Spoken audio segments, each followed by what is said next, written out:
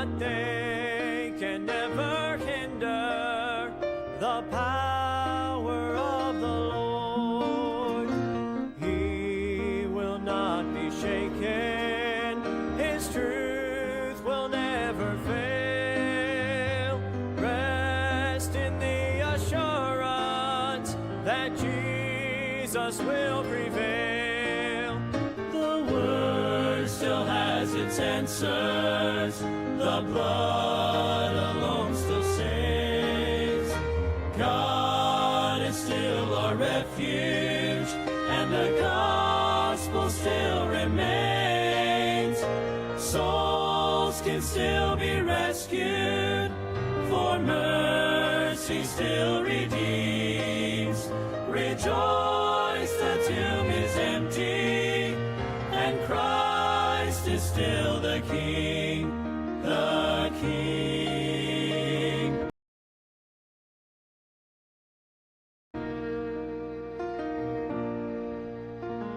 Never be discouraged, or let your heart forget. There is hope and victory, for Jesus conquered death.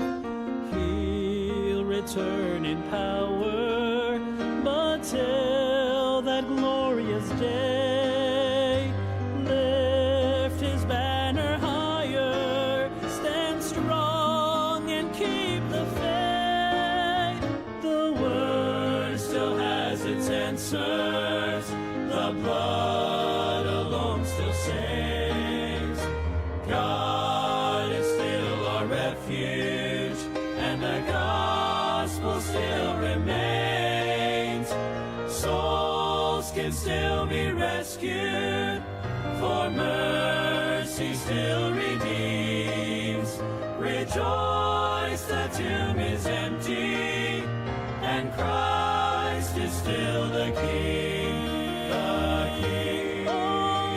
Unchanging and unmoving, sovereign and supreme, our hope and our salvation, we still declare, we still believe. The word still has its answers, the blood alone still saves. God is still our refuge, and the gospel still remains. Souls can still be rescued, for mercy still redeems. Rejoice, the tomb is empty, and Christ is still the King. Souls can still be rescued, for mercy still redeems. Rejoice, the tomb still empty. Rejoice, the tomb still empty. Rejoice, the tomb still empty. And Christ is still the King. Christ is still the King.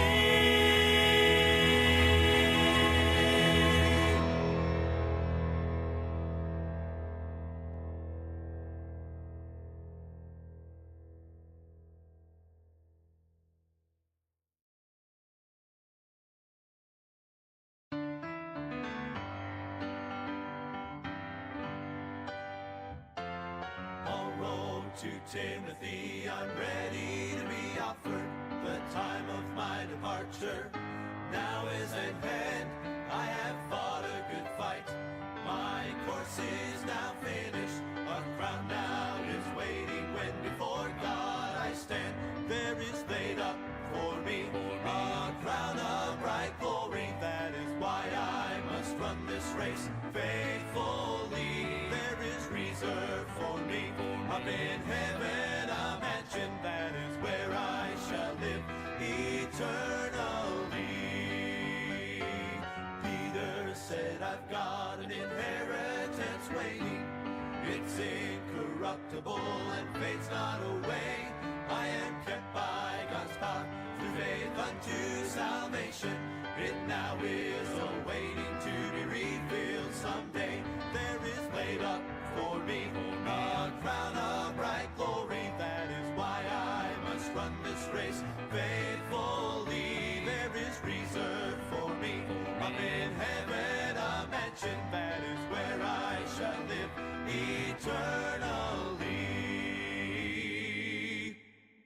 There is laid up for me a crown of bright glory. That is why I must run this race faithfully. There is reserved for me up in heaven a mansion. That is where I shall live eternally. Well, there is reserved for me up in heaven a mansion. That is where I shall live eternally.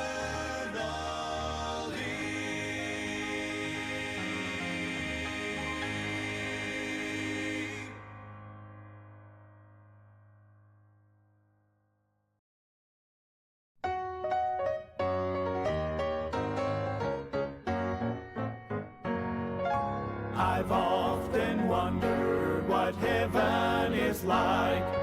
Do the walls of jasper glisten in the morning light? Or will the crystal waters flow and carry praise on waves of glory? All the answers I will know when I take my flight. Make a bit of difference how large those mansions are. Fade off in the distance from the bright and morning star. So child, don't be disillusioned with all your questions here, 'cause you won't care or be disappointed when you get there. You will know that every question on earth has been erased when you need before His presence all majesty displayed. So come and live with me forever in the place that God's prepared, where every question will be answered. Heaven awaits.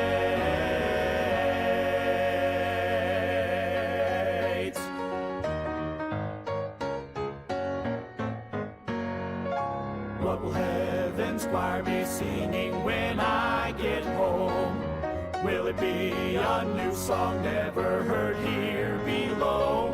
Oh, I could ask a million questions, but when I am in His presence, there will be no need for guessing. Then I will know. 'Cause it won't make a bit of difference how large those mansions are. 'Cause they will fade off in the distance from the bright and morning star. So child, don't be disillusioned with all your questions here, 'cause you won't care or be disappointed when you get there. You will know that every question on earth has been erased when you need before His presence all majesty displayed. So come and live with me forever in the place that God's prepared, where every question will be answered. Heaven awaits. Make a bit of difference how large those mansions are. Fade off in the distance from the bright and morning star. So child, don't be disillusioned with all your questions here, 'cause you won't care or be disappointed when you get there. When you get there, know that every question on earth has been erased when you need before His presence all majesty displayed. So come and live with me forever in the place that God's prepared, where every question will be answered. Heaven awaits.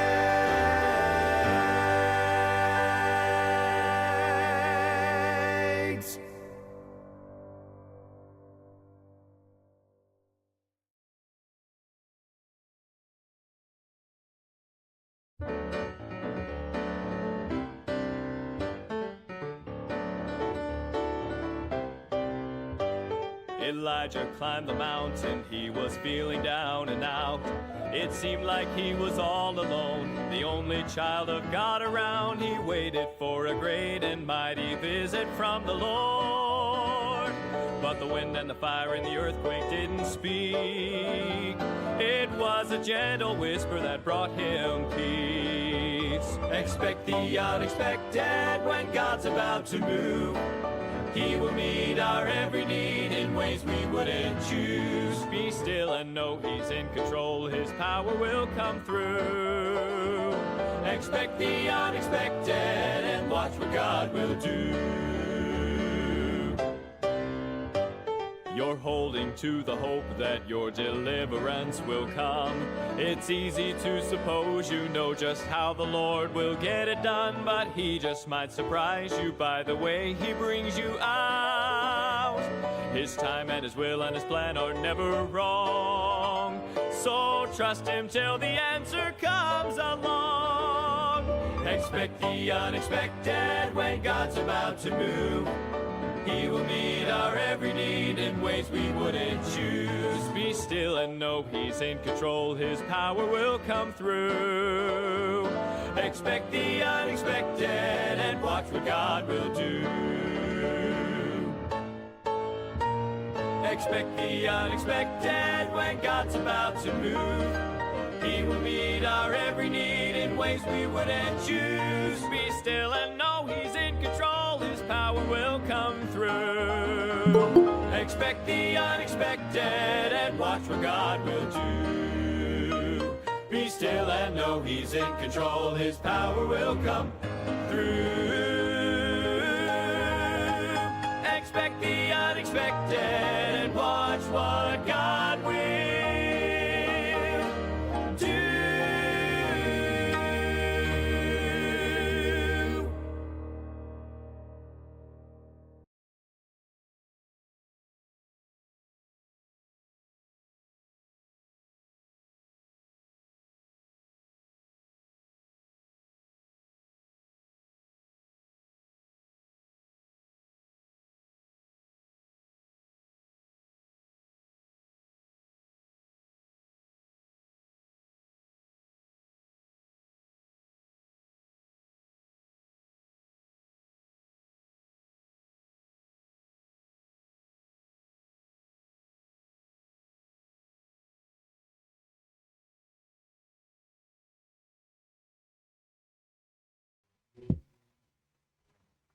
A blessed morning to everyone. Maraming salamat sa Panginoon.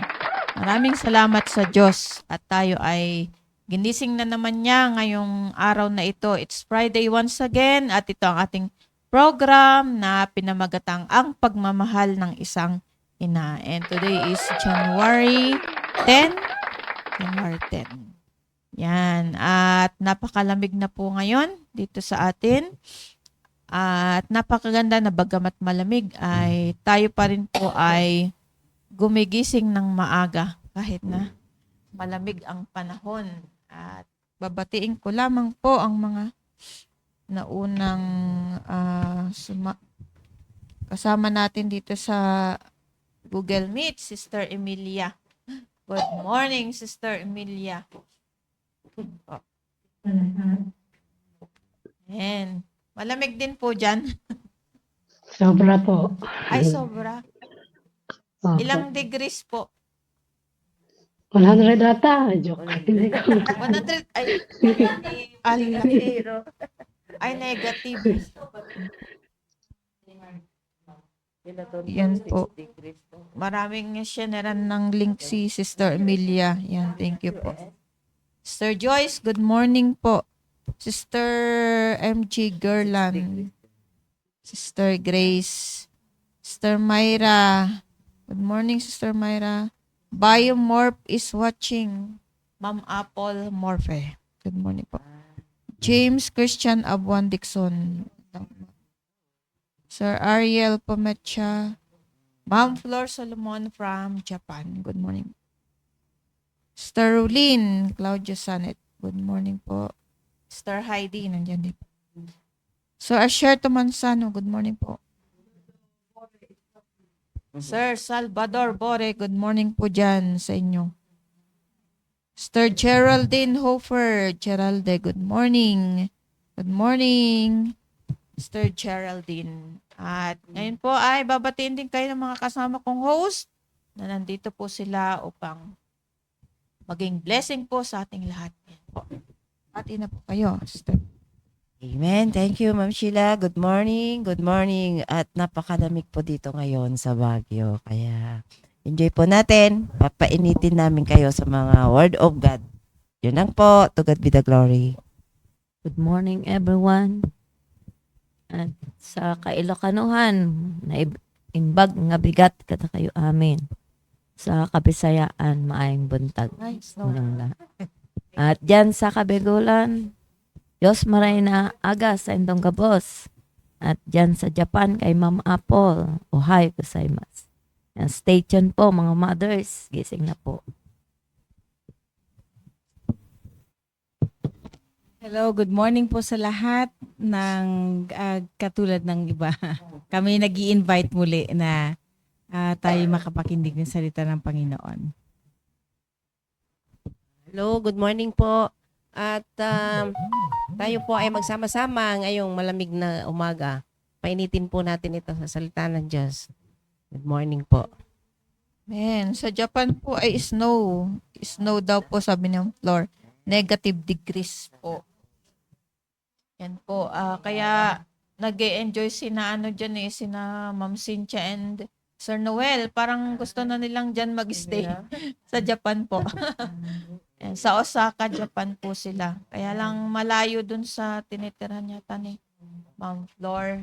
Magkaiba po. Kailangan pang mag-bullet train ng 2 hours ba? Opo. Good morning po, Sister Gina. Yan, Sister Gina kasama namin kahapon sa aming mga Bible studies hanggang 9 o'clock ay nakauwi siya. Yan. Sister Nelda, good morning, mothers. Yan po yung mga kasama natin ngayon sa Facebook Live. At ngayon po, ang tinalaga sa atin ng ating pastor na topic sa ating online morning devotion ay nakalagay po dyan sa ating sa ating background, 2025 vision, My Family First. Yan. Golden na golden po yung ating background. Yan po. Napakaganda po yan. My Family First. Yan po yung pag-aaralan po natin. Paano ba natin ma-reach yung vision na yan?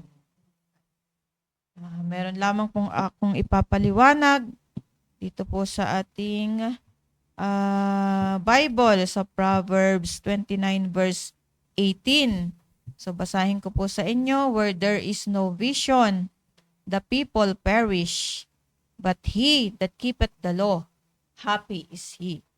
Kaya nag-collect ako ng mga messages ng ating pastor. Ito lahat ay nanggaling sa kanyang mga mensahe sa ating mga devotions, sa mga online. Yan. Ang date pa dito ay September 29, 2022. At naulit yung kanyang message last Sunday. Sabi ko, ay, parehas lang pala. So, nakip ko yung niya. Nakip ko yung message niya nung 2022.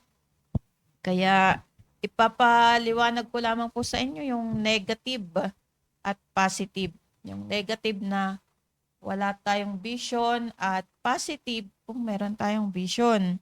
Yan po. Pag sinabing vision, sabi po dito means the revelation of the heart of God to man. Pinapakita ang puso ng Diyos sa tao. Yan. Yung vision na yon, walang iba kundi yung will of God. Sabi dito, ito yung pagpapakita, revelasyon ng Panginoon sa tao. Yun yung tinatawag na vision. Kaya, kailangan kung meron tayong vision, ay kasama ang Panginoon dyan. Kung walang vision ang pamilya sa loob ng tahanan, ito po yung negative. Magkakaroon ng confusion, disorder, and rebellion.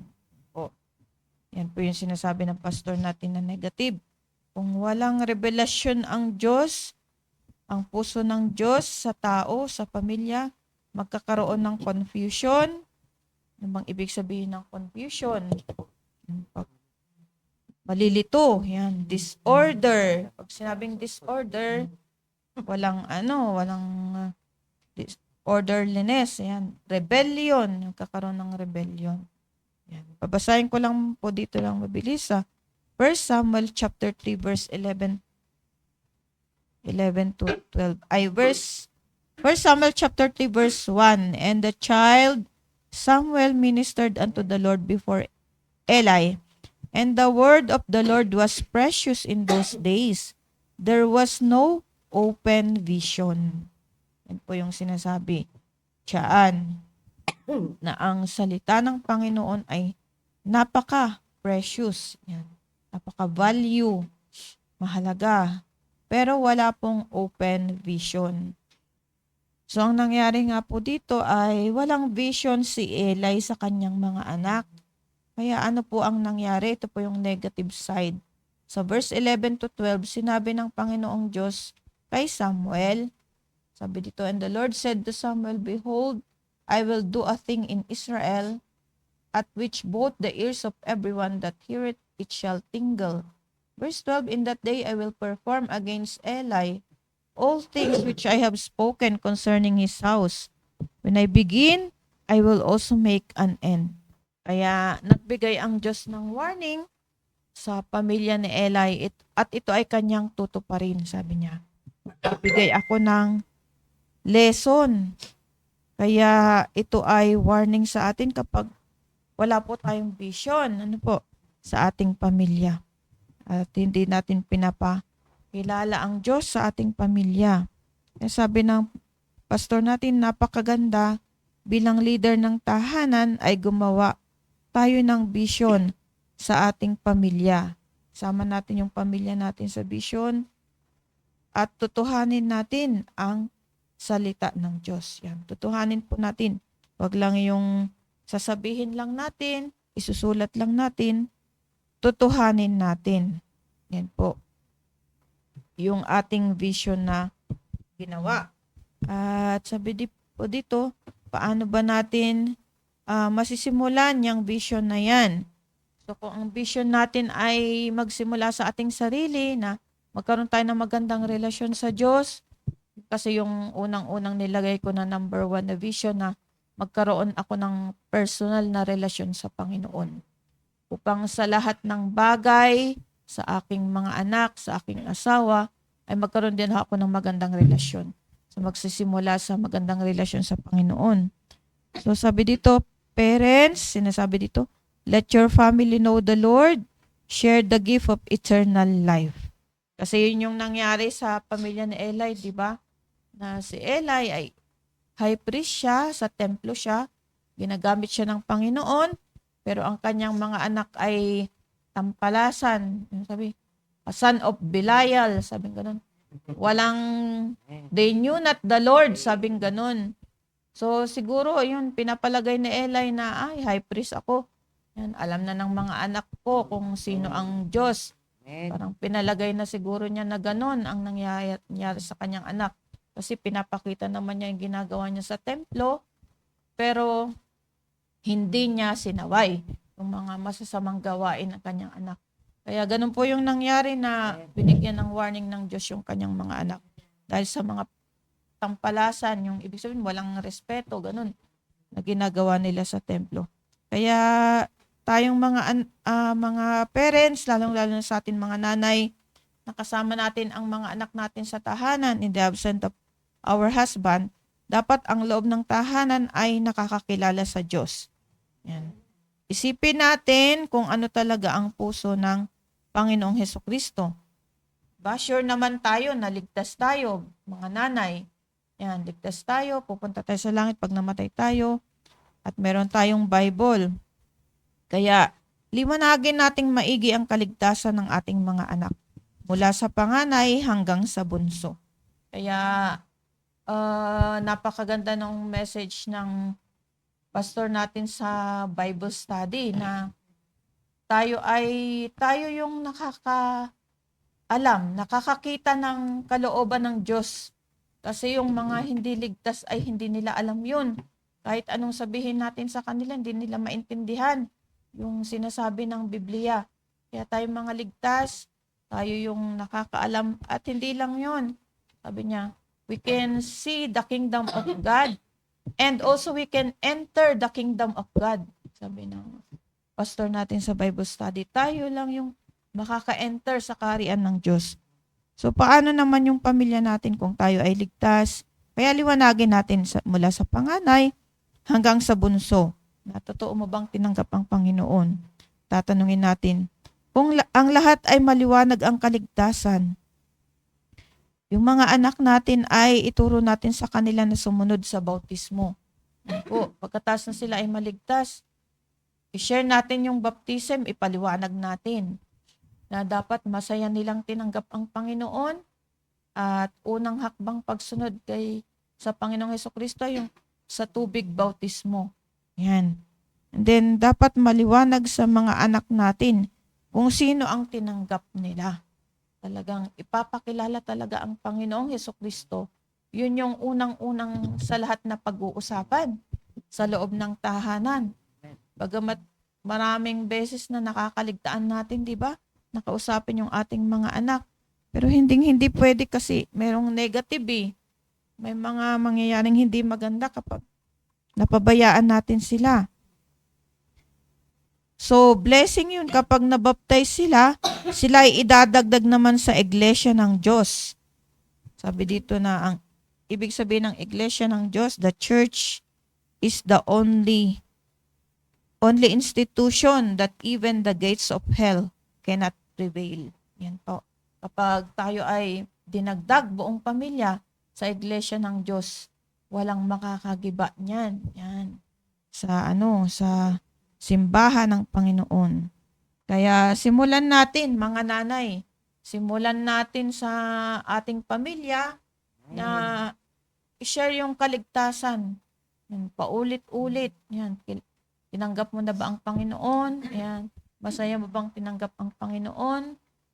At napakaganda na kapag tinanggap nila ang Panginoon, sila ay susunod sa water baptism, ipaliwanag yung kahalagahan ng bautismo, at ipaliwanag na sila ay idinagdag na sa iglesia ng Diyos.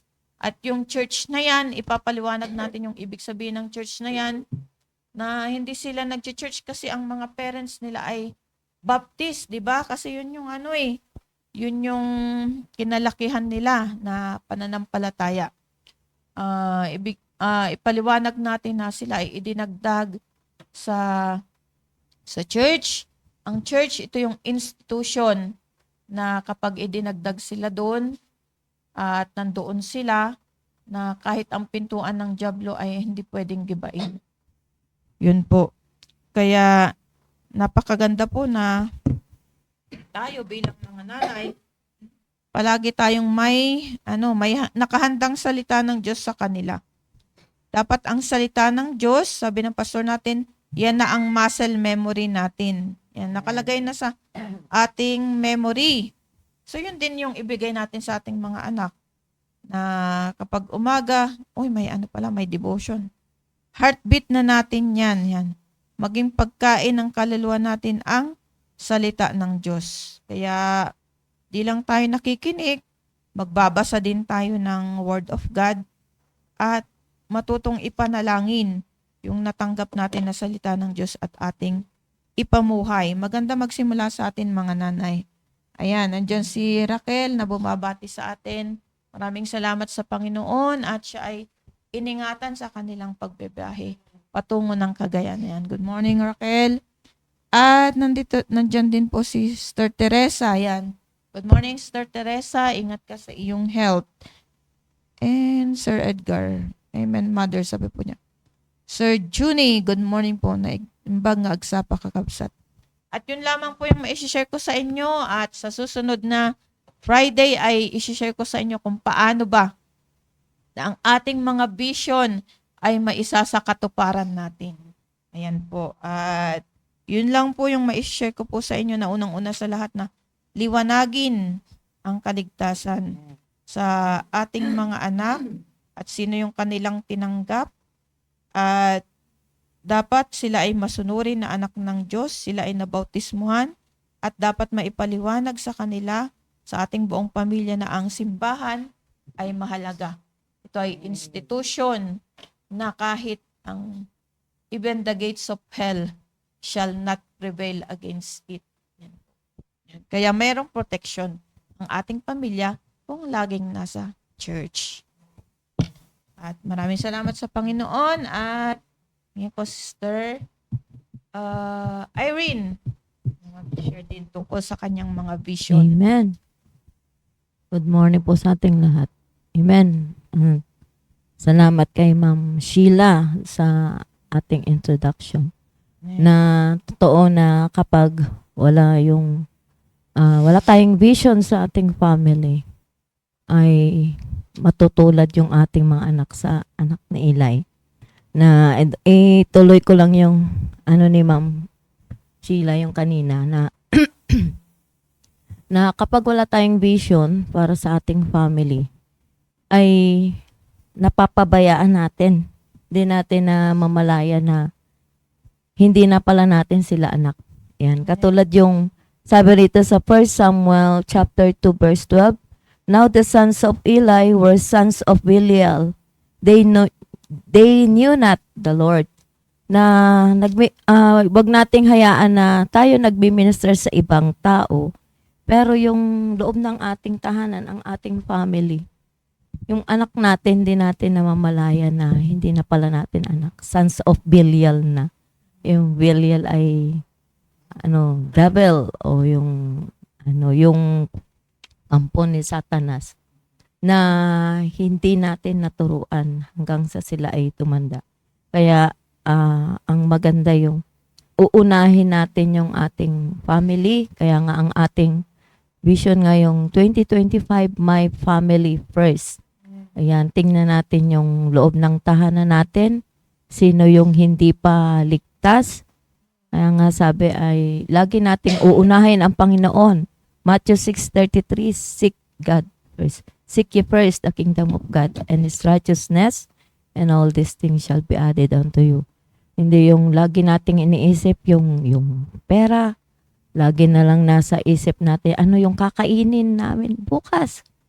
Ano yung idadamit? Ano yung iinumin? Laging yun ang nasa isip.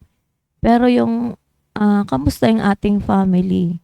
Yan, dapat uunahin natin na yung hanapin yung katwiran, yung kingdom of God, yung kanyang kaharian na pag Sunday, huwag nating kalilimutan, dapat nandiyan tayo sa church whole day, morning, afternoon, pati sa midweek service, dapat nandiyan tayo. At higit sa lahat yung ating family, dapat walang naiiwan sa tahanan. Dapat sarado yan at lahat tayo nasa church na ganun yung ginawa ko sa aming family noon na pag may bisita, hindi hadlang yun na hindi na ako magsisimba dahil may bisita ako. No. Dali natin sa church. Kung meron tayong bisita, kaya yun yung aming rules sa bahay noon nung hindi pa kami full time. Kapag may dumarating, baguhan pa lang kami noon sa church, pero naalala ko yun way back to 2006. Ganito rin yung team na abutan ko, My Family First. Kaya nagkaroon ako ng burden sa aking family. At nakita ko din kay Brad James, yung kuya ni Edgar. Sir Edgar, na talagang nung umuwi siya galing Taiwan, talagang lahat ng pamilya niya, mga kamag-anakan, pinunta namin, sinasama kami. Kahit saan family nila pinupuntahan niya.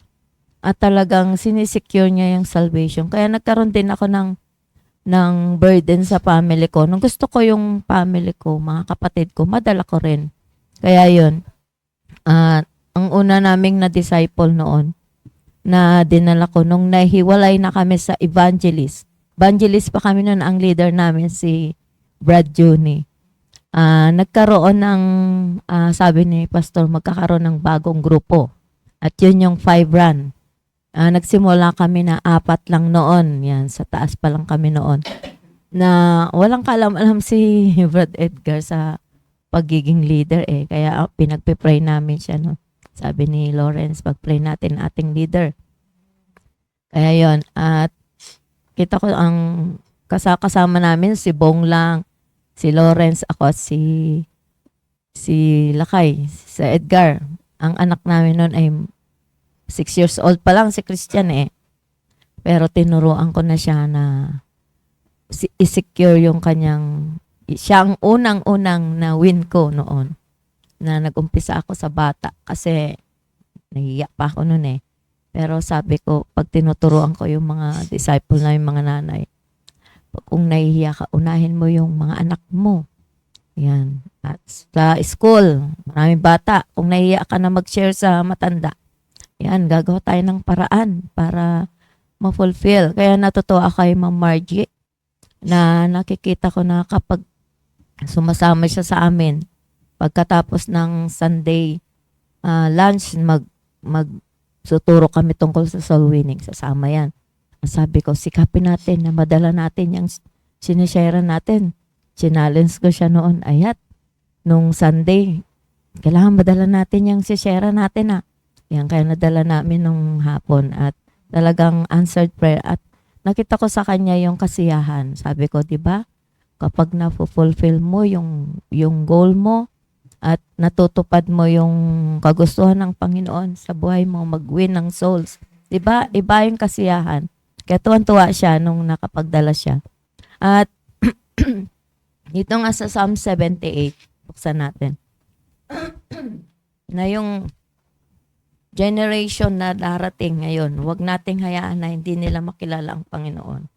Ang sabi sa Psalm 78, verses 4, sabi nito, we will not hide them from their children, showing to the generation to come the praises of the Lord and His strength and His wonderful works that He had done. Verse 5, for He established a testimony in Jacob and appointed a law in Israel, which He commanded our fathers, that they should make them known to their children. Verse 6, that the generation to come might know them, even the children which should be born, who should arise and declare them to their children. Verse 7, that they might set their hope in God, and not forget the works of God, but keep His commandments, and might not be as their fathers, a stubborn and rebellious generation. Na wag nating paintulutan na yung mga naunang nagrebelde, yung rebellious generation, katulad ng anak ni Eli, na hindi nakilala ang Panginoon. A generation that set not their heart aright, and whose spirit was not steadfast with God. Wag nating hayaan na yung mga anak natin maging katulad ng anak ni Eli na sons of Belial na, sabing gano'n. Na sikapin natin na kahit sabihin natin tigas ng ulo nila paulit-ulit, magkaroon tayo ng patience. Ulit-ulit nating ipakilalang Panginoon, sabi nga sa Deuteronomy 7:9, na ipakilala natin na ang Panginoong Diyos ay hindi nagbabago. Siya ay faithful. Sabi rito sa verse 9 ng Deuteronomy, know therefore that the Lord thy God, He is God, the faithful God, which keepeth covenant and mercy with them that love Him, and keep His commandments to 1,000 generations. Na yun yung tinuro ng ating pastor na yan yung ating ituturo din sa ating mga anak. Tayong mga nakapakinig at doon sa mga mothers na hindi pa nila natatry na iwin nyo yung anak nyo. Ulit-ulitin natin, i-review. Kaya nga itong mga alaga ko, mga dinala namin dito, yung mga apo ni Ate Susan, talagang matitigas talaga ulo nila. Pero hindi ako nawawalan ng pag-asa. Kailangan meron akong patience. Kasi nandito na sila sa church na ang purpose ay para mabago sila. Magkaroon sila ng magandang buhay, pag-uugali na iwan. Sabi ko sa kanila, kung ano yung ugali nyo doon sa Cavite, iwan nyo na. Nandito na kayo sa church, baguhin nyo yung mga puso't isipan nyo, yung vision nyo. Hindi na yung puro laro, kasiyahan, na pleasure. ang iisipin natin ay puro sa Panginoon na siya yung uunahin. Hindi yung luho, yung puro na lang laro. Magkaroon kayo ng vision na magkaroon kayo ng disciple. Yan, sa school nyo, magdala kayo ng bisita. Ang daming tao. Hindi mo irarason yung walang masyera. Ang daming tao sa schools. Yan, maging friendly kayo, sabi ko. Para madala nyo yung kaibigan nyo. Yan, hindi pwedeng wala kayong masyaran. Hindi pwedeng wala kayong madala kasi araw-araw marami kayong nakakasalamuhan at mag-set kayo ng good example na sabi ko, bakit hindi kayo makapagdala? Siguro, inaaway nyo. Yan. Maging friendly kayo. Kasi madali nyo silang mawin kapag friendly kayo. Makapagdadala kayo ng bisita. Kaya ngayong sa Deuteronomy na paulit-ulit, lagi nating naririnig sa ating pastor na ipakilala sa ating mga anak kahit dun sa mga babies. Baby pa lang yan, turuan mo na para maitanim na sa kanilang isip yung Panginoon na hindi mawawala ang Diyos sa buhay niya. At bilang magulang, tayo yung accountable sa ating mga anak. Lalo na tayong mga nanay, tayo ang laging kasakasama ng ating mga anak eh. Lalo na kung ang ating mga asawa ay nagtatrabaho, malayo, darating gabi na, kung sila ay nag-work sa labas, ay di ba nakikita na lang nila yung anak nila tulog na. Ayan, kaya tayong mga nanay, tayo yung pangunahin, tayong kasakasama lagi. Wag nating kalilimutan na ang Panginoon ipakilala sa kanila. I-secure natin yung kanilang salvation hanggang sa, yung sabi ni Ma'am Sheila, yung baptism, sapagkat ang baptism, ito yung unang hakbang ng pagsunod kay Kristo at ito rin yung kanilang membership na sila ay magiging isa sa Church of God. Pag sinabing Church of God, ito ay kalipunan ng mga taong naligtas na bautismuhan at dala-dala yung Great Commission na turuan na rin natin silang mag-win ng kaluluwa para makasanayan. Sabi nga, muscle memory, sabi ni Ma'am Sheila, yung maging muscle memory na natin yon, na yung lagi nating i-win family natin at yung iba. Nakakapag-share tayo sa iba, bakit yung family natin, relatives natin, hindi natin ma-win. Yan yung ating i-goal ngayong taon na ito. My family first. Yan. Amen. To God be the glory. Yan, napakaganda po yung sinabi ni Sister Irene at idagdag ko lang na yung problema natin na hindi natin maisama sa church yung ating mga anak, hindi natin maisama sa ministry. So ang solusyon dyan ng ating pastor ay hindi pa nabasag yung foolishness nila. Kaya ang gagawin natin, isipin natin kung paano yun basagin, paano yun durugin. So ang pinaka-armor natin ay walang iba kundi yung salita ng Diyos at anong unang-una na gagamitin natin na pandurog yung helmet of salvation. Yan. Magsimula ka sa salvation at kung maayos ang relationship mo sa Panginoon, mag-set ka rin ng magandang relasyon sa iyong mga anak. Hindi lang yung puro sigaw, puro galit, or puro sama ng loob ang sinasabi natin sa kanila. Mag-establish tayo ng magandang relasyon sa kanila. At sabi ng pastor natin, kung maganda ang relationship ninyo na pamilya, imposible na hindi yan makikinig sa iyo. Makikinig at makikinig siya dahil maganda yung inyong relasyon bilang nanay at bilang mga anak nila. Yan po. Sister Benny po. Magandang umaga pong muli at sa topic po natin ngayon na how to set our vision, yung goals natin po ditong taon na to. At taon-taon po, hindi lang po taon-taon kundi parang araw-araw na dapat yung ating pong vision na yan ay maipamulat po, maisakatuparan natin bilang isang Kristiyano. At yun nga po na una-una sa ating pong pamilya na meron tayong nag-ano nga po tayo ng vision sa ibang tao, pero ang ating family naman ay wala, taliwas sa ating vision po.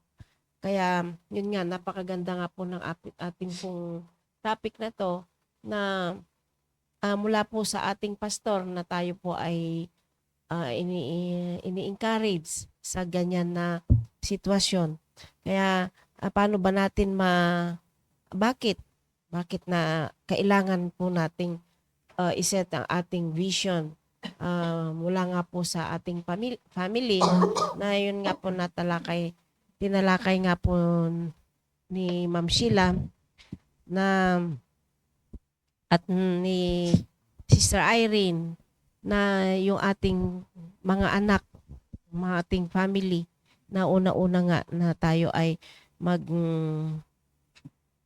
sa ating family muna na ano natin yung vision po natin na yon, yung iginogol po natin na sila po ay mapanatili po sa salita ng Diyos, na hindi po sila mawala sa mata ng Diyos. Yun po yung ating ginogol po.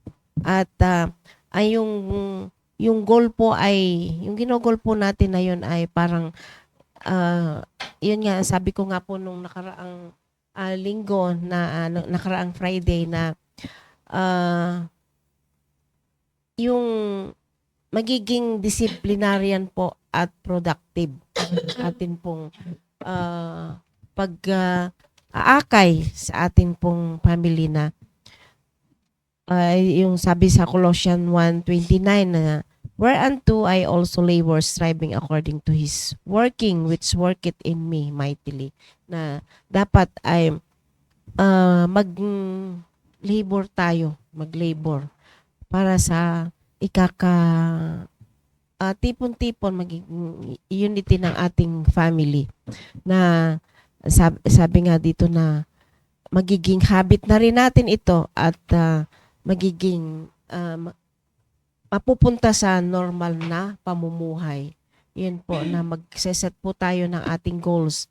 At paano ba natin marireach ang ating goal na yun kung wala ang panalangin? Una-una po talaga yung panalangin. Ipanalangin po natin ng matindi ang na sabi nga po ni Pastor na kung wala tayong hindi tayo spiritual na makikipag-ugnayan sa ibang tao, ay hindi natin ito maano. Paano ba na marireach po natin ang ating goal na ito na patungo sa lalo na yung ating mga family, ay magkaroon po tayo ng humility. Ayan pa po. Yung humility, kababaang loob. At patuloy na mag-submit sa authority. Yan. Mag-submit po tayo para po tayo bilang isang magulang ay andun po yung una-una po, tayo po yung mag-submit. Kasi kung aakalain natin na yung ating mga anak, yung ating family ay yung bang inaakala natin na andun na, kahit na nga ba andyan na sa church, nag-a-attend na na every services, meron na ring nandiyan sa choir, pero hindi natin alam kasi ang diablo talaga, kahit nakamo andyan sa church, ay meron pa ring pag-aakay ang iba sa labas. Pag nakasalamuha po nila yung mga tagalabas, ay andun lalo na yung mga nag-aaral sa labas nga ng mga bata. Ay oo nga, andito nga sila sa church, pero pagka nakakasalamuha nila yung mga tagalabas, ay nakakapulot sila ng hindi magandang ugali. Kaya yun, tayo ay pagtiyagaan natin ang ating mga anak, lalo dito nga, example na lang dito sa sa church. Hindi natin hayaan na andito naman sila sa church, lumaki na sila dito sa church. Pero hindi natin alam yung nakakasalamuhan nila sa labas. Yun. Na kung wala tayong magkaroon tayo ng humility, na pagtiyagaan natin yung ating mga anak. Kasi nga, ito nga ay maliit pa lang sila. Dapat nating turuan nga na sabi nga ni Sister Irene kanina na sa murang isipan pa lang ay dapat na ituruan na ang mga bata. Kasi nakakaintindi na yan yung mga ganong kay Elizar, kay Daniel. Si Daniel nga yung mga kanta na kinakanta nga natin alam niya. Ayan, si Elizar. Ano yan? Yung kanta ng Christmas na yun, ganun. Nakakatuwa at sa ganung mga edad nila ay nakaka-relate na sila sa mga ng hindi makamundong kanta, ganon, o kaya yung mga salita. Yan. Na sabi nga na ng iba ay meron yung iba na pag nakakita na sila ng hindi maganda sa mga taga rito sa loob ay andito pa naman sa church, ganun. Kaya dapat tayong mga magulang ay ipaunawa natin yung kabutihan at yung nararapat na salita ng Diyos na dapat ipamuhay natin sa kanila. Na sabi nga dito sa 1 John 3:2, sabi niya, "Beloved, now are we the sons of God, and it doth not yet appear what we shall be, but we know that when He shall appear, we shall be like Him, for we shall see Him as He is." Yun, dapat tayo ay anak na nga ng Diyos na dapat ay ipamuhay natin o ipadama natin sa kanila na tayo ay may humility, na magpasakop tayo sa authority. Kaya para ma-adapt din ng iba yon. At pangalawa po yung meron po tayong determination. Na determination is set of deciding firmly. Yan po na mag-decide tayo ng malalim or yung talagang determinado tayo sa atin pong gagawin. At hindi natin ito na yung bang sabi dito ay magsasuffer tayo to achieve our goal. Yun. Na ang ating mga anak ay kung hindi natin sila bibigyan ng hindi tayo magkakaroon ng strong determination, ay hindi natin ito magagawa.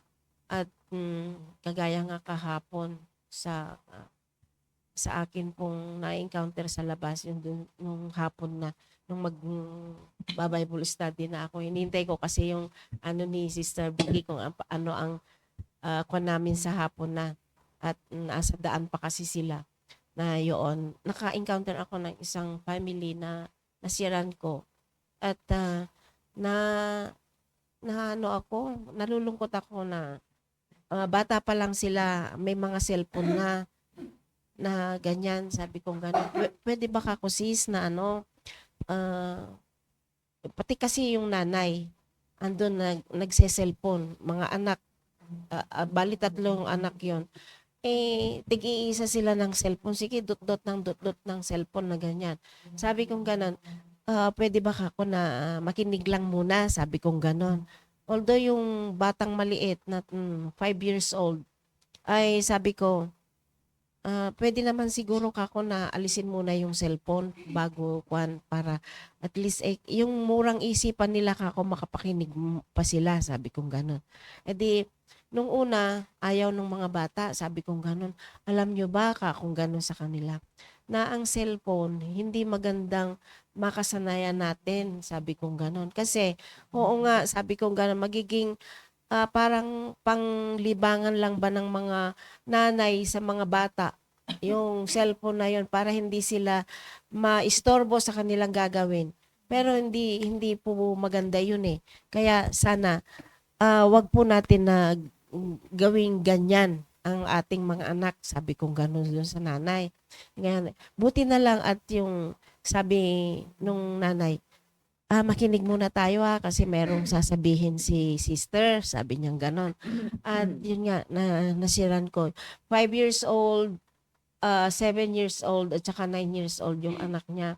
Sabi kong gano'n. Yung 9 years old, sabi kong gano'n, ay sabi ko, siguro naman kako, marunong ka na kako na makaunawa ng patungkol sa kay Jesus Christ. Sabi kong ganon. Ay, opo, sabi niya. Ayan, hanggang sa, noon nga, i-senior ko na sa kanila yung salvation. At sa murang isipan na nilang ganon ay nakakapakinig na sila ng salita ng Diyos na yung hindi ba nila napapakinggan at hindi nila nakikita sa cellphone na yun. Sabi ko, hindi naman kako masamang mag-cellphone pero ilugar natin yung pagsi-cellphone, sabi ko ganon. Kaya andyan yung kung wala tayong strong determination sa salita ng Diyos ay hindi natin sila turo sa kung ano na dapat na gawin na yan. At yun lang po at papasalamat po ako sa ating pastor na pinupus po tayo sa mga bagay-bagay po na dapat nating gawin at ano sa ibang tao. Yan. Lalong-lalo na sa ating family. Yun lang po. To God be the glory. Amen. Thank you po. Thank you po, Sister Benny. Napakaganda ngayon. Kaya tuwing kami ay pupunta sa area, napakaraming paalala sa amin ni Pastor RJ kasi hindi namin siya kasama sa pagpunta sa area. Kaya yun yung laging sinasabi niya sa amin na be spiritual.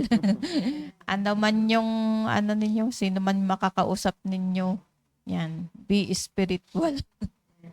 Yan po, not emotional. Ayan po, Sister Beth. Amen po. Good morning uli. Sabi nga po ng kapag ikaw ay nag-set ng goal, hindi mo sinulat lang yon kundi naghahanap ka ng magiging resulta noon. Amen. So, ganun po yung resulta na yon, yung pananaw mo na magiging yung positive ang result. Doon sa goal mo, yun po yung vision. Yun po yung pangyayari, yung result po. So, sabi nga ito yung pananaw. So, bilang isang sabi nga dito sa Proverbs 29 verse 18, where there is no vision, the people perish, but he that keepeth the law, happy is he. Kasi yung vision na yun, ito yung plano, ito po yung nagbibigay ng direction para maging maayos po. Yung mga bagay-bagay, maging maayos po kung anong plano po natin. So, syempre, katulad nitong pinag-uusapan natin, syempre mauuna po yung family natin, kung ano bang plano natin ng family. Kasi wala naman pong parents o kaya wala namang family na gugustuhin niyang maging magulo yung kanyang family. So, dito na sabi nga ng i-aim natin na maging Christ-centered home ang ating tahanan. Ito ay hindi ang pang Christ-centered home, hindi lang siya yung shadow, hindi lang yung siya dahil sa religion or hindi lang siya dahil sa ano man ang napakinggan natin or believe, kundi ito sabi nga na ang shadow, yung mismo, yung presensya ng Panginoong Diyos, yung Son of God. Siya yung kung saan ang family na yun, kung sino naninirahan doon ay ang pananalita nila, maging ang kanilang mga acts ay nagre-relate doon sa mismo sa Panginoong Hesukristo. So, sabi nga dito, meron tayong nakikita, di ba, meron nga akong nabiling poster na nilalagay ko sa door. Kasi maganda yung kanyang quotation, sabi nga, na dapat ang isang tahanan nandoon yung sabi nga dito na Christ is the head of his house, the unseen guest at every meal, the silent listener to every conversation. Ibig sabihin, nandoon lagi yung presensya ng Panginoong Diyos. Nandoon yung nakikita pa lang sa pananalita pa lang, maski sa samahan, sa relationship, nakikita pa lang na totoong meron ng Panginoong Diyos. Bakit minimithi natin, i-visualize natin na magkaroon ng Christ-centered home tayo. Sabi nga, kasi ito ay, paano makikita yun? Sabi nga, nandoon yung joy, nandoon yung happiness, yun yung result po na nangyayari. Nandoon yung may maayos na relationship sa bawat isa, maayos yung marriage, maayos yung, na ano man yung hardship, ano man yung trial na pinagdadaanan ng family, nandun pa rin yung kailan man hindi nananakaw daw, yung kasiyahan na yun, nandoon pa rin nananatili sa bahay. Kasi sabi, nakalay kasi, ayun kung ibig sabihin, tayo ay depende doon sa Panginoong Diyos. Nang number 2, sabi nga, ang Christ-centered home, nandoon dapat yung orderly. Sinabi sa 1 Corinthians chapter 14, verse 33, ng, 14:33, ang sabi po dito ay, for God is not the author of confusion, but of peace, as in all churches of the saints. So, nandoon yung orderliness, walang confusion, walang kaguluhan. Kasi alam natin na may tinatahak tayo. Meron tayong principle na sinusunod at meron tayong pinanawalaan na word of God. So, sa number 3, a Christ-centered home should be marked by grace. Nandoon yung grasya ng Panginoon. Nandoon ba yung feeling natin ng lahat ng naninirahan doon, lalo ng mga kabataan, na ang kanilang tahanan ay safe na place. Na siya yung sanctuary ng every family member. Ito yung magbibigay sa atin ng kaayusan, hindi bitterness. Ito yung kapag tayo ba, open ba tayo na makapagsalita kung ano yung ano ba yung burden natin, nang welcome yun, ano ba yung hurting natin, tayo mayroong magko-comfort sa atin. Kaya sabi nga, ang Christ-centered home, ito yung retreat where the hurting can find comfort, rest, and healing. So, ang Christian home din is a place of service. Sabi nga dito na tayo ay nandoon yung samahan, nandoon yung pagkakaisa ng bawat isa, at primarily nandoon yung pag-serve sa Panginoong Diyos. Kasi hindi ka naman makakapag-serve kung hindi ka maayos na ang attitude mo. Kung ikaw ay selfish, kung yung sarili mo lang ang iyong iniisip, or wala kang pakialam sa mga kapwa mo. Kaya nga sabi nga dito, ang Christian home is a place of a service. Kinakailangan nandoon yung attitude ng selflessness, at nandoon din yung bang samahan, yung pagkakaisa, nandoon yung tulungan. Next, sabi nga, Christ-centered home is a place where the spiritual disciplines are practiced. Na nandoon yung pag-rebuke kapag ikaw ay nagkakamali, hindi mo tinotolerate, nandoon pa rin yung instruction. Sabi nga dito sa Deuteronomy chapter, at actually lagi na natin itong binabasa, di ba? Lagi natin na pag-aaralan ito.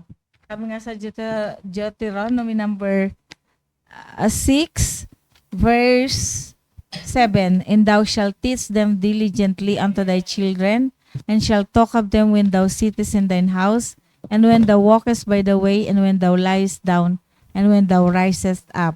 And thou shalt bind them for a sign upon thine hand, and they shall be as frontlets between thine eyes. So, nandoon, lagi yung principle, nandoon yung katuruan na nagmula sa Word of God.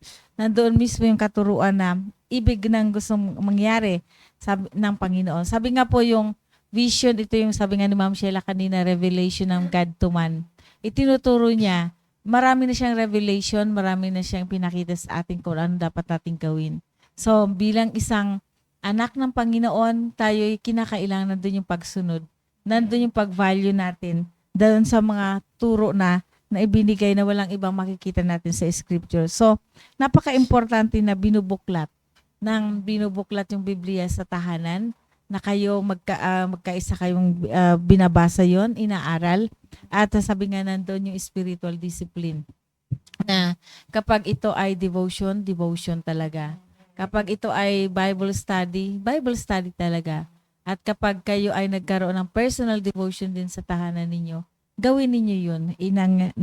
I-comply ninyo yun. So, nandoon lagi yung meditation sa Panginoon. Nandoon yung meditation natin sa kanyang word, sa kanyang God's word. So, last, sabi nga nandoon yung every purpose ng family, member ng family na mag-goal sila, na i-value nila number 1, na yung kanilang tahanan talagang maging Christ-centered home. Sama-sama yun, hindi kasi kaya siyang gawin ng isa, kundi kailangan yun, nandun yung si tatay, nandun si nanay. Nandun yung mga magkakapatid na dapat gagawa noon. So, yun lang po. To God be the glory. Amen. Napakaganda po yun. Christ-centered home. Sinulat ko po yan. Our vision for our family must be Christ-centered home. Yan po. Amen po, mga mother, sabi ni Sir Ariel. Yan, si Pastor RJ. Good morning po, Pastor RJ. Sir Vicky po. Amen. Napakaganda ulit yung topic. Amen. Ayan na naman si Sir Ariel. Kami daw authorized na mag-overtime. Malilate daw siya pag yung mga mothers ang pero ang nakaka-bless talaga mula kay Ma'am Sheila, Ma'am Irene Starbeni, Ma'am Beth na talaga napakapalad po natin sa umagang ito. Andyan yung napakagandang salita ng Diyos at powerful pag i-apply po natin at andun yung napakaganda po lahat ng mga sinabi kaya hindi po natin ma-appreciate lahat yun. Kanina habang nakikinig ako nasabi na Mr. Irene gano'n yung mga sinasabi nilang na hindi natin ma-appreciate talaga pag hindi natin kilalang lubusan ang Panginoon. Sabi nga kanina na kailangan maunawaan ng bawat pamilya natin mula sa mga anak natin kung sino yung pinag-aaralan natin, yung talagang inaano ng pastor natin, talagang andyan talaga sa umpisa ng 2025, before 2025 pa andyan yung challenge ng pastor natin. At inulit niya ulit yung my family first. Kasi nung nakaraan, grabe na rin talaga yung encourage, yung challenge. Pero nakikita niya po nga nung meeting natin nung last Wednesday, after service, yung challenge nga niya na yung tinanong ulit kung ano yung result. Nakita muli ng ating pastor na prayer meeting, walang nadala na disciple ni family natin, hindi natin kasama.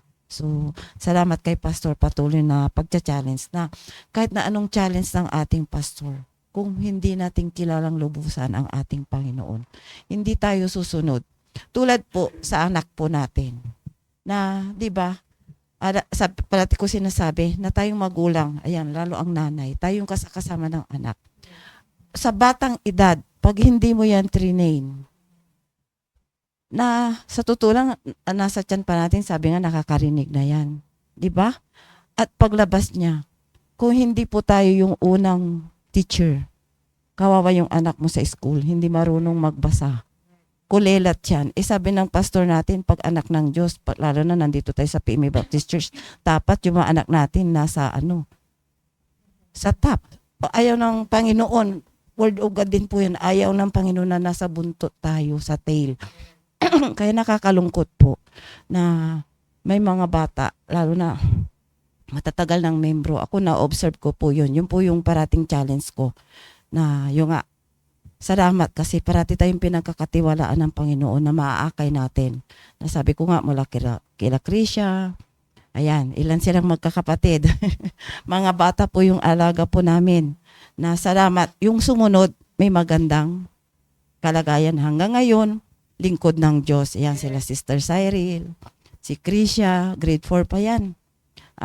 Ako pinagpipray ko yung kasabayan nila si Jeffrey sa Kasilayka na sana doon sa lugar nila, i-apply nila yung natutunan. Kaya sabi ko nga, bilang isang nanay, yung excited ka na kahit na 1 year old, 2 years old, yung ikukuha mo lang yung anong kulay ito, yung dapat ma-differentiate na. Kaya tayo po yung talagang nanay ang mag-uumpisa na magtitrain sa ating anak. Kasi kawawa po yan. Kaya ma-observe po natin sa Bible study, lalo na tayo nangungul. Yun po yung nakasanayan po namin noong umpisa ng PMA Baptist Church. Kasama po ang anak namin na magba-Bible study. Kaya kay Dondon di kami nahirapan. Lalo si Tintin kasi panganay, excited si papa niya na magturo ng libro, yung pambata nandyan. Kaya hindi po nahirapan na hindi po sila yung tail, yung buntot sa klase na hanggang sa nung nakarating po kami sa church. Ay yun po yung nakasanayan nila. Kaya hindi po sila nahirapan. Nakita nyo naman si Tintin sa memory verse, di ba? Si Dondon. Sabi ko, ba't hindi ko yun namana Ako na yung dapat magmana sa mga anak ko. Pero nakaka-bless po yun. Na kung lahat ng sinabi po nila, i-apply po natin sa loob ng tahanan. Hindi po tayo mahihirapan. Tingnan po natin, ikuha ko muna yung verse sa Proverbs 24 verse 3. Okay na. Yung Proverbs 24 verse 3, sabi niya, true wisdom is an house.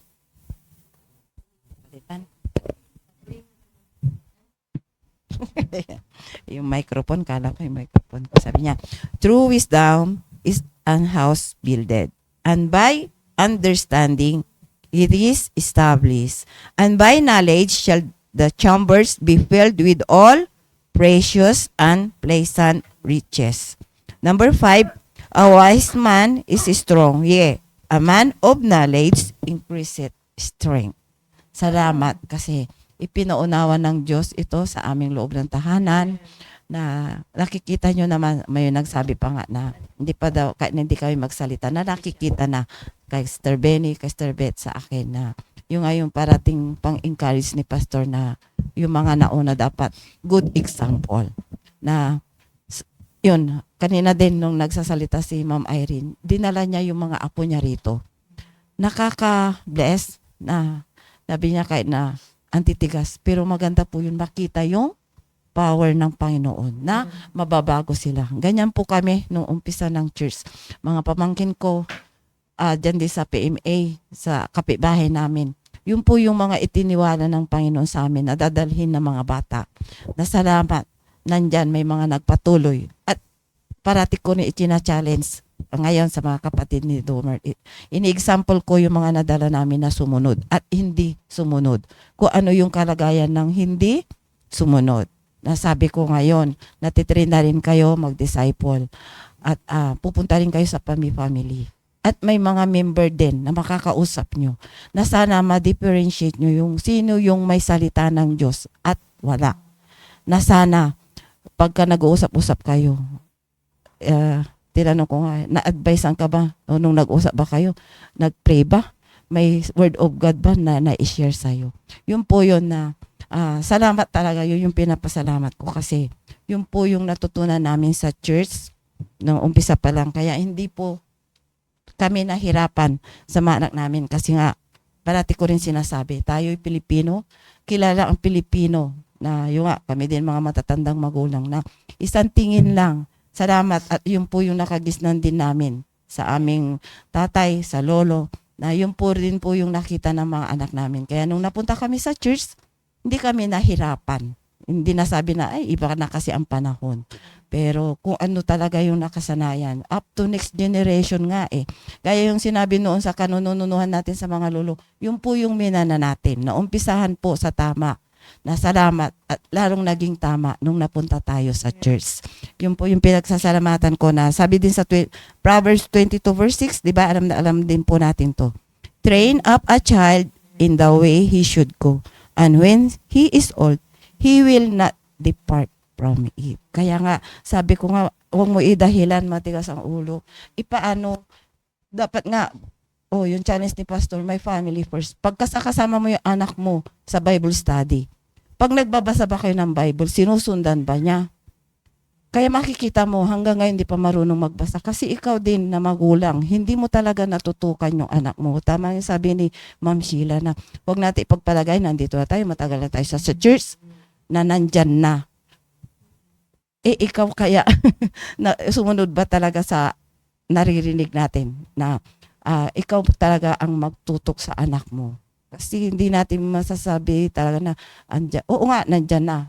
May nagsasabi din kasi tulad ni Bilayal, biblical naman daw dyan. O biblical nga, yun ang gagayahin mo, yung kontra. May biblical na tama, di ba? May mga rason ba? Tapos yung nga, sabi, kasi iba na ang panahon ngayon. Tanggap na nila na ganun na yung anak. Nakakalungkot po talaga. Kaya kailangan po talagang makilala ng ating pamilya at ang ating dinidisciple kung sino ang Panginoon. Kasi nga, sabi nga dapat, sabi dito, pagka talagang kilala ang Panginoon na sabi niya ay powerful na talagang kahit na anong tigas ng ulo at nandyan ang powerful ang Panginoon. Paano magiging powerful? Pag tunay nga po na alam nila po yung salita ng Diyos na talagang yun po yung ipapaalam natin. Ako'y nabibless kasi nga sa amin nga, ako rin, alam ko kay Sister Beth, na-enjoy niya kasi mga anak niya kasama niya sa ministry.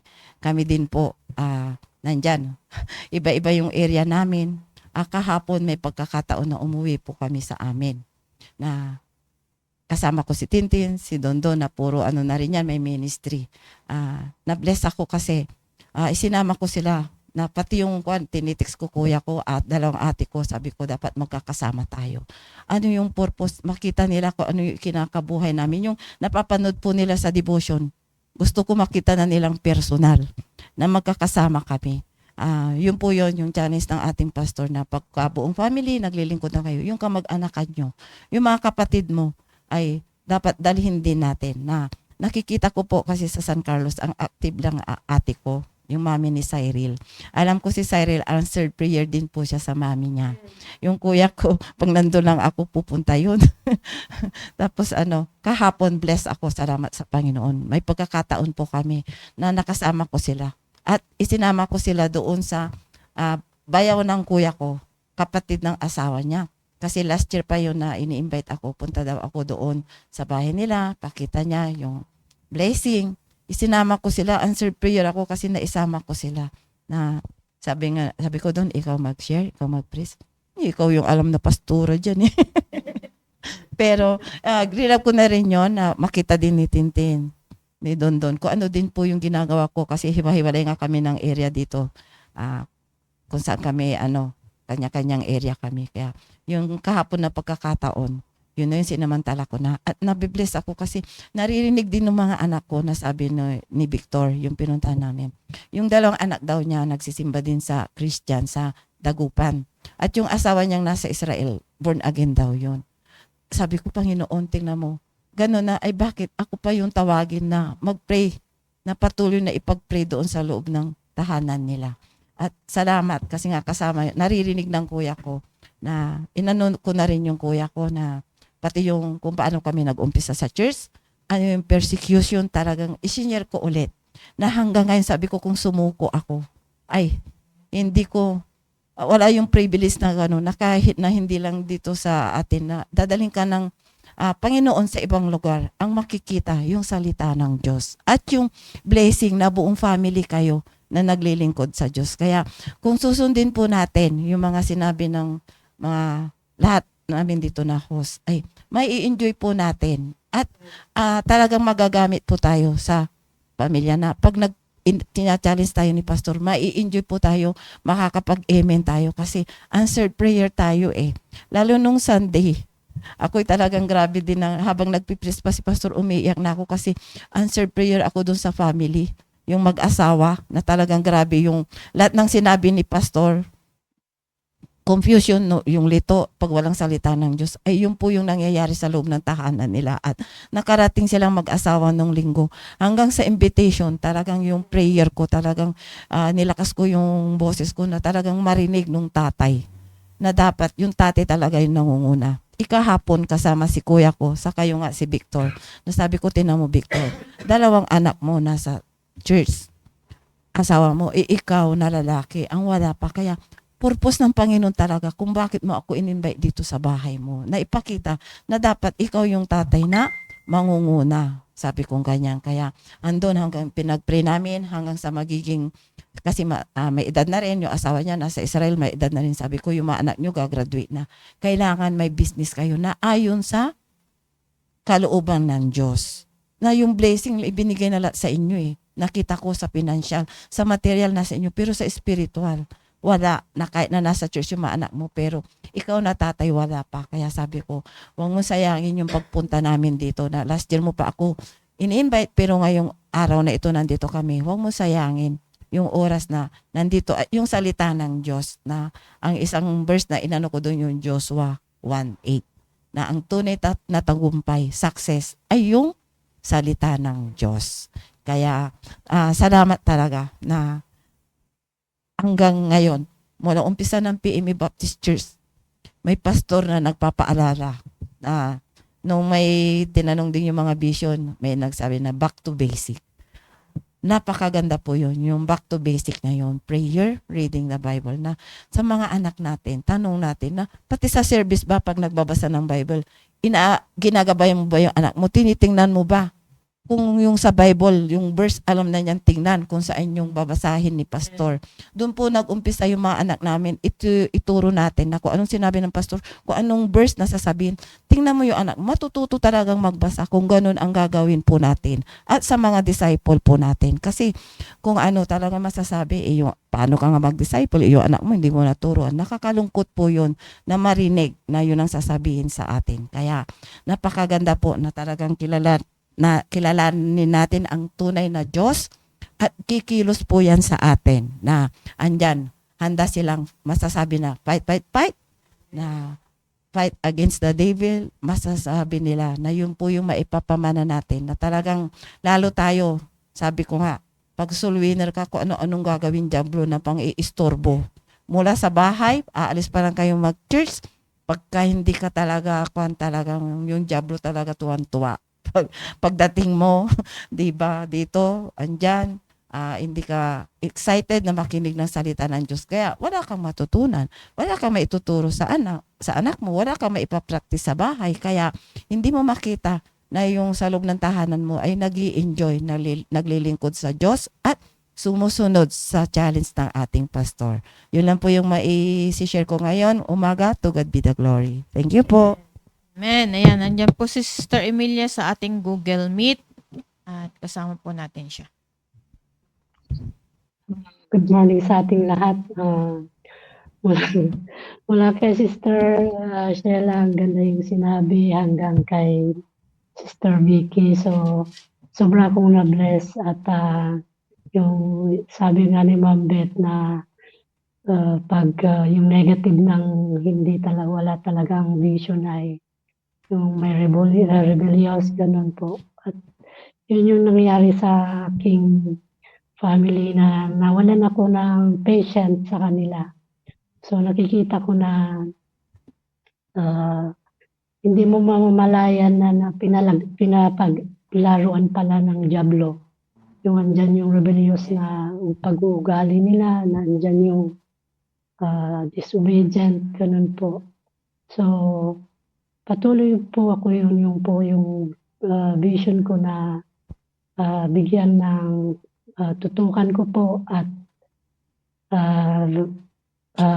magkaroon ng patience sa kanila kasi yun yung nawala sa akin. At yung maganda din yung may vision na kasi araw-araw ka na may gusto kang gawin.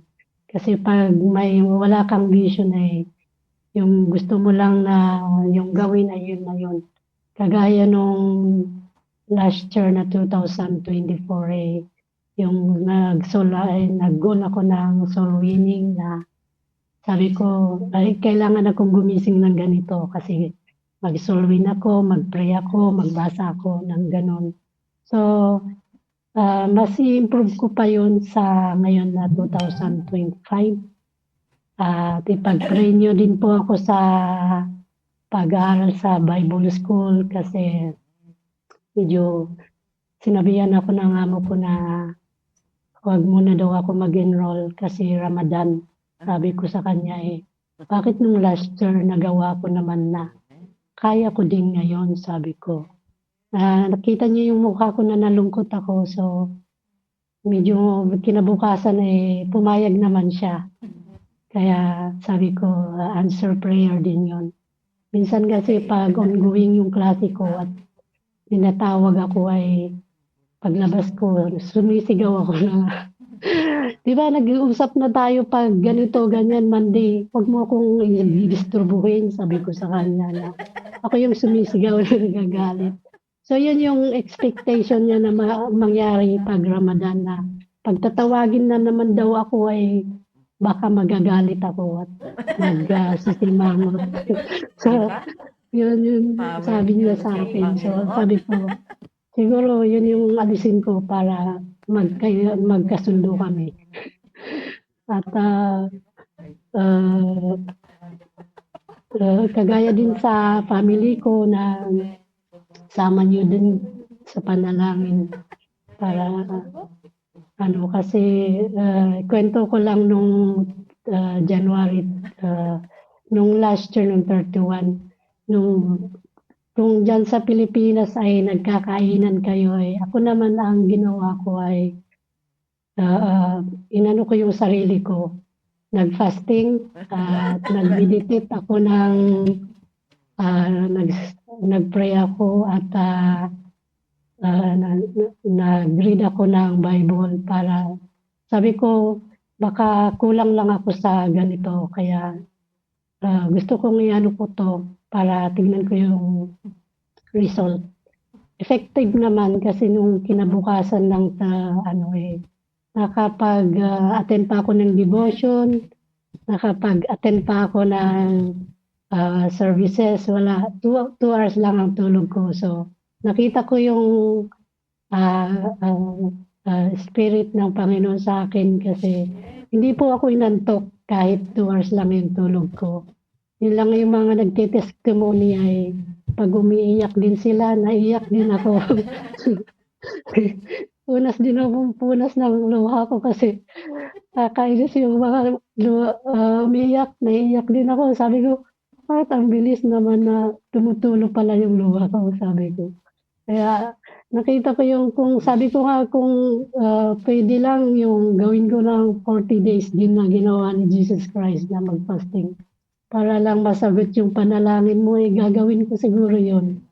So may pinapakita talaga ng Panginoon sa akin para lalong lumago, lalong mag-grow pa.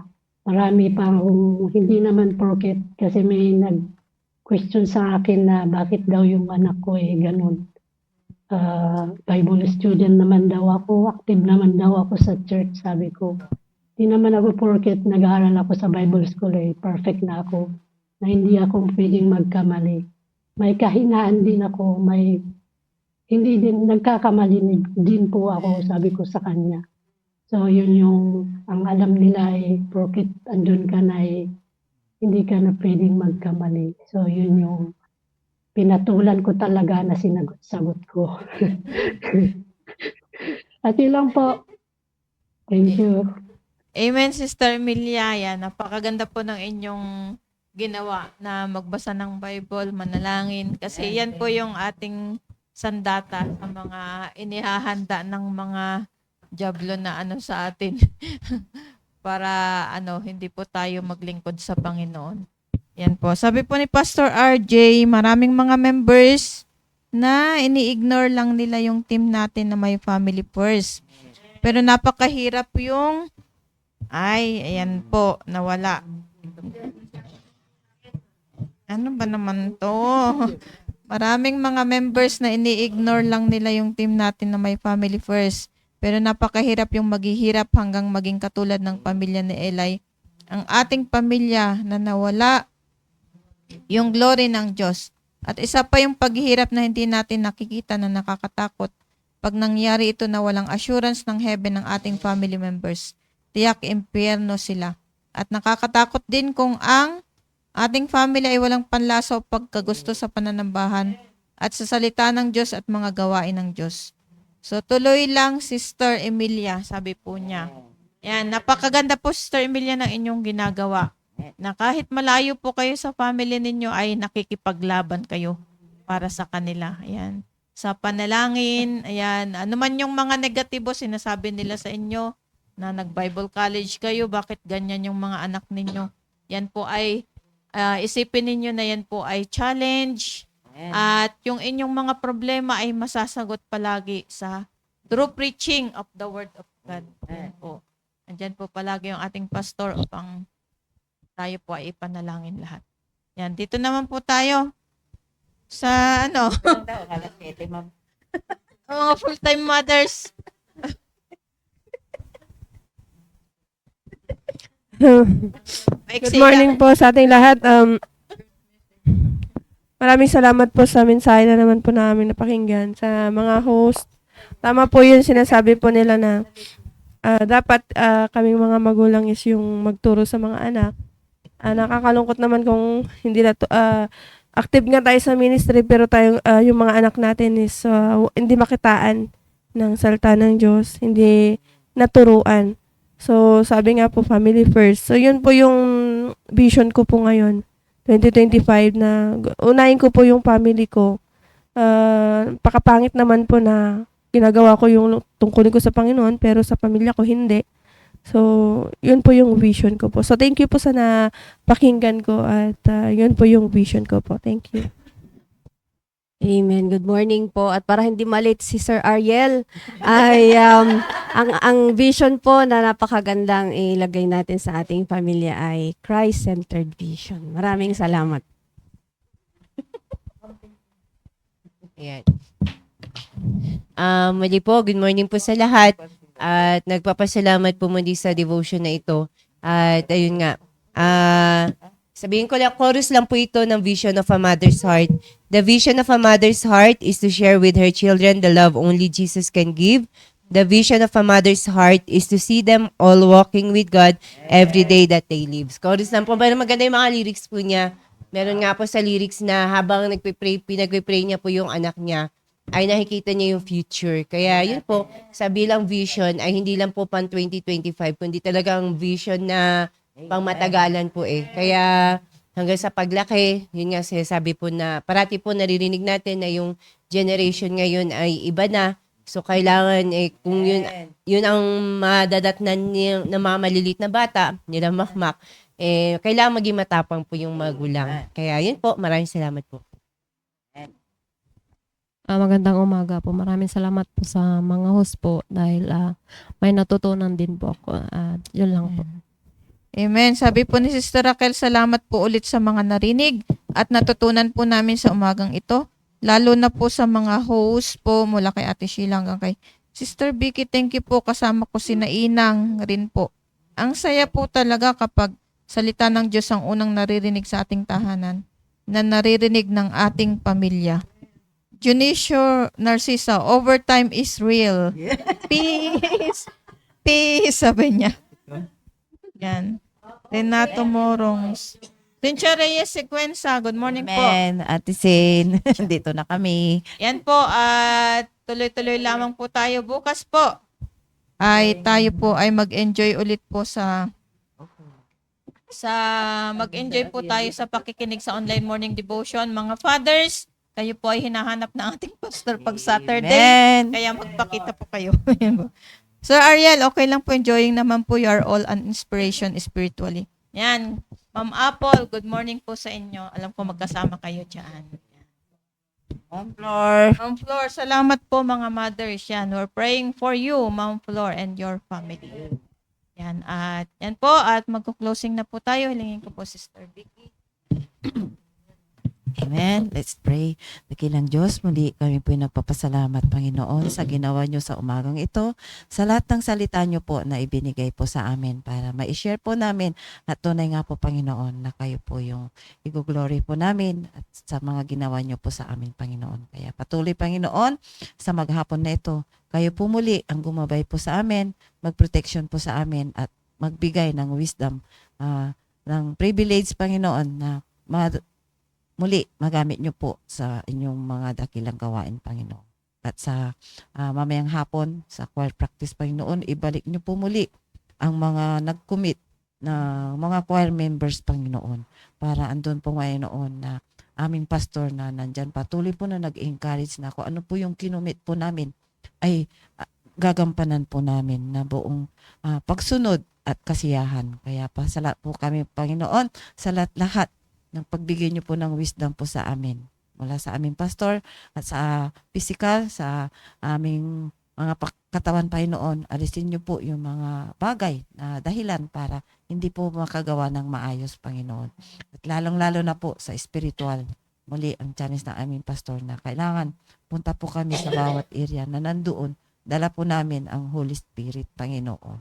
Kaya pasalamat po kami sa lahat ng pagmamahal niyo, Panginoon, sa pagtitiwala po, sa privilege na nilagay niyo po kami dito sa PME Baptist Church na mangaral ng inyong salita, Panginoon. Salamat po. Mahal na mahal po namin kayo. Ito po ang hinalangin sa pangalan ni Jesus.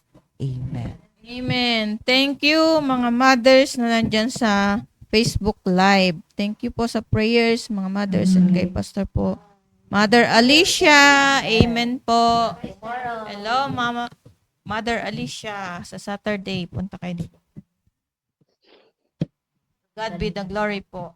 Bye, Pastor Emilia. Pahinga na po kayo. Rest, rest, Bye-bye. rest. Tulog na. Morning na sila.